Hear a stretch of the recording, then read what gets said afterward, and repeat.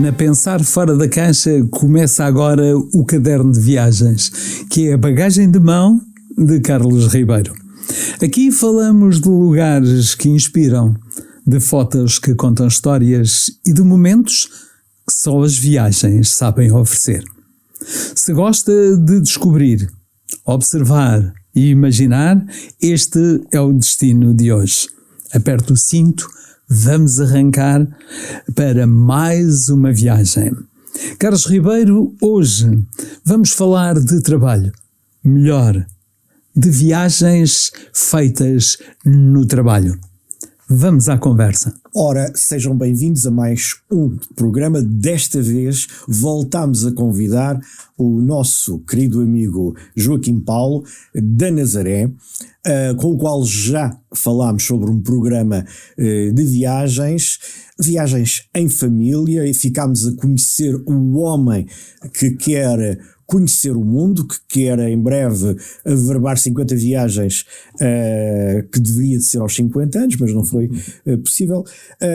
Joaquim Paulo, tu és formado em jornalismo, tens trabalhado em vários meios de comunicação, quer a nível regional, quer a nível nacional, e na sequência desse teu trabalho já tiveste que viajar, mas viajar em trabalho.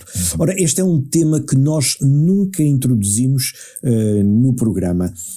Vais ser a primeira pessoa a revelar essa tua experiência, como é viajar em trabalho. Olá, Carlos. Viajar em trabalho para mim é sobretudo um prazer. Desde a primeira hora que eu tinha colocado essa meta também. Aliás, vou revelar, do ponto de vista pessoal, para mim o meu grande sonho da minha vida era ser um dia enviado especial ao estrangeiro por um jornal. Neste caso era o Record, que era o jornal onde eu trabalhava. Esse era o grande sonho que eu tinha, por todas as razões, porque desde muito criança comecei a ler jornais e ficava impressionado com as fotografias que apareciam dos jornalistas e dos fotógrafos que iam fazer reportagens para o estrangeiro, e aparecia a fotografia deles, e aquilo para mim, um dia pode ser que eu consiga chegar aqui. E depois tinha um outro segundo objetivo, e mais pessoal, é porque quem me introduziu o bichinho pelo jornalismo foi o meu pai, e o meu pai desapareceu da minha vida durante 25 anos, e portanto eu, enquanto adolescente, queria que ele, embora não tivéssemos proximidade, eu queria que ele tivesse orgulho no filho. E então eu pensava, eu sei que o meu pai lê o jornal todos os dias, portanto pode ser que um dia ele possa olhar para o jornal e ver lá a foto do filho dele e que ele tenha orgulho. Orgulhar-se do filho. Como é que desculpa fazer aqui um parêntese no tema, como é que o teu pai te influenciou para o jornalismo? Foi total. Se não tivesse sido o meu pai, eu não teria sido jornalista. Porquê? O meu pai não era jornalista, mas era um homem que gostava de estar muito informado. Comprava os jornais todos os dias, eu via com ele todos os noticiários na televisão, a rádio estava sempre ligada, portanto era um homem que gostava sobretudo de desporto, ele gostava de ler tudo, comprava os jornais todos, e portanto eu, desde muito criança, 5, 6, 7 anos, tinha os jornais todos em casa, e portanto a partir daí foi despertando em mim essa vontade também de um dia poder ser jornalista. É evidente que, estando a falar de uma Nazaré nos anos 80, um bocadinho atrasada no tempo, quando até os meus amigos brincavam um bocadinho comigo, gozavam comigo, não é? Olha o repórter, porque é normal que isso aconteça. Portanto, não havia nenhum nazareno que alguma vez tivesse sido jornalista, portanto não havia tradição de haver, e portanto eu fui, digamos, o primeiro, e obviamente quem é o primeiro tem sempre esta questão de desbravar caminho. Então nós estamos a falar com o primeiro jornalista originário, made in Nazaré. Sim, eu e o Mário Rui Galego, que hoje em dia é diretor de informação da Antena 1. Ele é um bocadinho mais velho do que eu, mas somos contemporâneos. Ele decidiu fazer uma carreira em Lisboa, ele foi estagiar para a Antena 1 e ficou por lá. Eu optei por outro caminho, eu estudei em Lisboa, mas eu queria viver na Nazaré, estar perto da minha minha mãe. Nas raízes. Exatamente, e então optei por fazer uma carreira na imprensa regional. É aí que aparece depois, mais tarde, o Jornal Record. Eu fui correspondente do Record em Leiria durante 22 anos, creio eu, penso que estou a dizer bem. E, voltando à questão das viagens, era o meu grande sonho, era um dia eu ter a minha fotografia no Record enquanto enviado especial. E isso aconteceu. Em 2004, eu recebo um telefonema do António Magalhães, que na altura era diretor do jornal, a perguntar-me assim: olha, queres ir à Rússia fazer um jogo da União de Leiria? E eu, como? Podes repetir, António, acho que não percebi bem. Sim, queres ir à Rússia?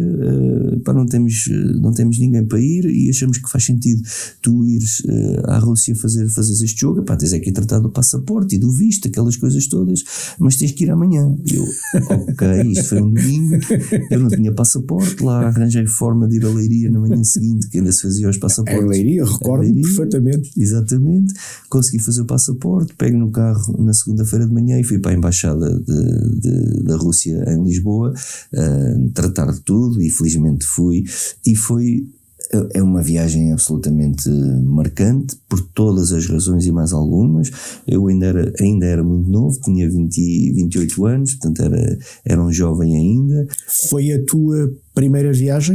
Não, foi a minha primeira viagem profissional. Mas não foi a tua primeira viagem como viajante? Não, isso já tinha feito algumas antes, não muitas, mas já tinha feito algumas. Essa foi especialmente marcante, porque de facto foi, aliás, uma parte, foi a primeira vez que o Record mandou um colaborador ao estrangeiro. Eles nem sabiam bem como pagar as minhas despesas, porque nunca tinha acontecido. Portanto, normalmente só iam os jornalistas do quadro do jornal, tanto pessoas que estavam em Lisboa ou no Porto nas redações, e eu fui, digamos, o primeiro estrangeirado da redação a ser enviado. Fomos para a Rússia fazer um jogo da União de Leiria em agosto de 2004 e foi uma coisa incrível. Foste sozinho ou levaste um fotógrafo? Não, fui sozinho. Nós comprámos a fotografia, porque a viagem era muito cara, comprámos a fotografia a uma agência de lá, porque o jogo era na cidade de Yaroslav, que ficava mais ou menos a 300 km de Moscovo, e portanto saía mais barato contratar um fotógrafo da agência ali perto para fazer o jogo do que ir alguém. E então lá fui eu, depois apanhei lá um colega do jornal A Bola e outro colega do jornal O Jogo, e fizemos a viagem entre Moscovo e Yaroslav, 280 km, se não estou em erro, num táxi com 50 anos. Uma outra realidade, Carlos, completamente. Não é? Uma outra cultura, uma outra realidade. Sim. Outro mundo, literalmente. É preciso termos noção que em 2004 a Rússia ainda estava, digamos, numa fase de transição. É naquela fase em que deixa de ser o RSS, depois chegou a ser o CEI e depois então volta a ser Rússia, e portanto estava ali, a própria economia do país estava ali aos solavancos, e nós encontramos uma Rússia de disparidades brutais. Na mesma autoestrada encontrávamos carros dos anos 50 ou 60 a cair de podre, com Mercedes topo de gama. Aquelas oportunidades de negócios que surgiram depois, que enfim, eram negócios um pouco, eu não queria dizer famosos, podemos dizer assim. Pronto, e que vieram criar os tais chamados oligarcas, homens que ficam milionários praticamente de um dia para o outro. Exatamente. E foi uma viagem incrível, e eu lembro-me perfeitamente de ligar à minha mãe. O roaming na altura era muito caro, mas eu liguei à minha mãe e disse-lhe: olha mãe, estou aqui, estou em Moscovo, estou ao pé da Praça Vermelha, faz-me um favor, amanhã vai sair a minha fotografia no jornal, compra 3 exemplares do jornal, que é para eu guardar, que é para ter certeza que vou guardar isto por muitos anos, porque eu não sabia se essa oportunidade de voltar a ser enviado especial ao estrangeiro, se alguma vez se voltaria a proporcionar. E então a minha mãe estava a vender peixe na Benedita, foi comprar os jornais, e naqueles 3 dias, portanto eu tive 3 dias na Rússia, ela comprou os 3 exemplares que ainda tenho em casa, e pronto, é daquelas coisas que nos marcam para a vida, e foi, digamos, a primeira grande responsabilidade, o ir para o estrangeiro, representar um jornal. Eu quase que perdia o avião de regresso para Lisboa, nós quase que perdíamos, que íamos no mesmo carro. O taxista que nos veio trazer não sabia falar uma palavra de inglês, não sabia ler, ele não sabia ler, era uma coisa inacreditável. Portanto, e estava tudo em cirílico, né? Todas as indicações na autoestrada estavam em cirílico, e nós andávamos ali às voltas, como é que se vai para o aeroporto, a gente não percebia nada daquilo, até que um daqueles vislumbres que nos mudou a vida, eu olhei para uma placa e estava lá um avião desenhado. Então batia o homem nas costas, que eu ia na minha parte de trás, batia o é para ali. E ele lá foi, e pronto, infelizmente chegámos. Faz-me lembrar aquela expressão: quem não sabe ler vê os bonecos. Tal e qual. Portanto, foi o boneco que me acabou salvou por salvar o voo de regresso a Lisboa, porque caso não apanhassem, acabava por ser uma grande atrapalhada. Haviam como é que havia de resolver aquilo. Haviam de regressar, obviamente, certo, que sim, não é? Mas, olha, Joaquim Paulo, essa foi a tua primeira viagem e a tua última viagem em trabalho como repórter, como enviado especial. Eu creio que a última viagem como enviado especial, tirando uma que fui enquanto diretor adjunto da Gazeta das Caldas a Bruxelas e a Estrasburgo, mas isso fui talvez 5, 6 vezes a cada uma dessas cidades, a viagem mais marcante para mim foi espetacular, foi quando o João Almeida liderou o Giro, portanto em 2021, creio que estou a dizer bem, sim, 2021, e nós decidimos, quer dizer, eu decidi que a Gazeta havia de estar presente e a acompanhar um caldense que estava a fazer história, e então fomos daqui, fui eu, era para ir o Joel Ribeiro, mas ele na altura não pôde ir, e então eu tive que assumir a questão e fui para a Itália sem credencial de jornalista, porque o Giro já tinha começado há 2 semanas. Fui daqui, fui para a Itália, comprei um voo low cost, fiz tudo o mais barato possível, portanto andei a pé, enfim, fiz 30 por uma linha para conseguir fazer o trabalho, e fomos para a Itália, fizemos as últimas 3 etapas do Giro, estive com o João Almeida, com a família dele, e foi assim um momento incrível, porque não é comum um jornal regional enviar um jornalista para o estrangeiro, excetuando Marcou, neste caso estamos a falar da Gazeta das Caldas. A Gazeta publicou ao longo dos anos muitos artigos, bem sei, mas eram artigos de viagens dos jornalistas ou dos diretores. Não era uma reportagem in loco que tivesse a ver com algo ou alguém da região, da cidade, não é? Exatamente. Joaquim Paulo, uma das outras tuas facetas profissionais é o facto de seres professor. E eu sei que tu tens um gosto muito grande em ensinar, ensino profissional. E aprender também. Sim, nós todos os dias aprendemos. E também aprendemos, se tivermos a mente aberta, também aprendemos com os nossos alunos, não é? Como é que é viajar profissionalmente com um grupo de alunos? Qual é o objetivo? Como é que isso se tem concretizado? Carlos, os projetos Erasmus nas escolas são um elevador social, não tenho dúvida nenhuma do que estou a dizer, são um elevador social do ponto de vista das oportunidades. Nós temos a oportunidade de levar connosco alunos que nunca viajaram, a maior parte deles nunca viajaram, que se calhar as circunstâncias familiares, pessoais não vão permitir que eles consigam fazê-lo, e de repente nós temos alunos a dizer, alguns que nunca tinham viajado, a dizer: professor, é isto que eu quero fazer, eu agora vou juntar dinheiro, eu quero é viajar, eu quero é conhecer o mundo.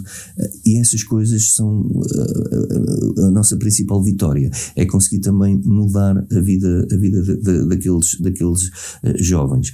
E desse ponto de vista, o projeto Erasmus, que eu tive a honra também de poder coordenar na Escola Profissional da Nazaré durante 2 anos, é realmente um ponto de viragem. Nós tivemos uma semana o ano passado em Itália, há 2 anos estivemos em Sevilha, maravilha, os nossos alunos ficam lá durante um mês, sozinhos, nós vamos lá levá-los e depois vamos lá buscá-los. E eles têm que se desenrascar, têm um orçamento para gerir, têm a vida deles para orientar, para fazer a comida, para lavar a roupa, para ir para o trabalho, para o local de estágio. Portanto, isso são tudo experiências que, para além de muito enriquecedoras, eles nunca mais vão esquecer, mas que depois também lhes abrem os horizontes para o futuro. E, portanto, desse ponto de vista, o viajar com alunos é transformador até para nós. Qual é a idade média desses alunos? Entre os 17 e os 18 anos. Normalmente levamos alunos de segundo e terceiro anos, que são 11º e 12º. Portanto, são alunos que estão quase a ir para a universidade ou para entrar no mercado de trabalho. E quase a entrar na idade adulta. Exatamente. Bem, eles já são jovens, sim.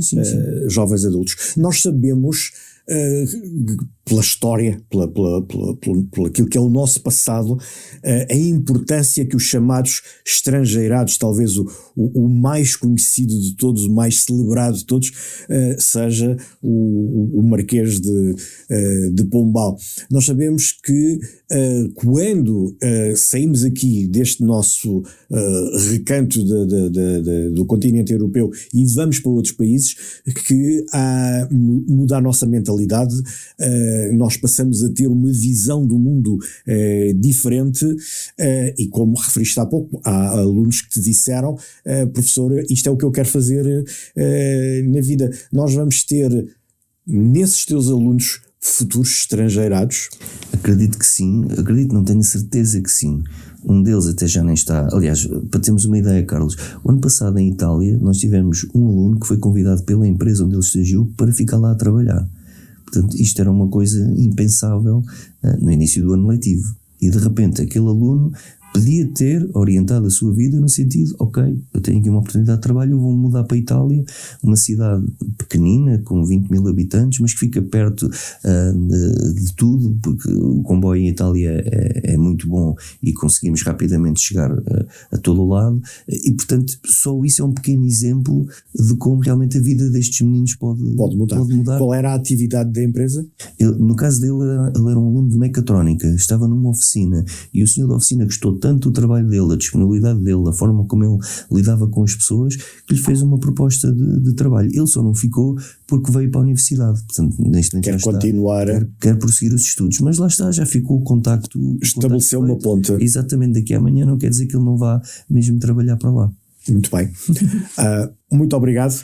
Foi mais uma demonstração da importância do viajar, neste caso, profissionalmente.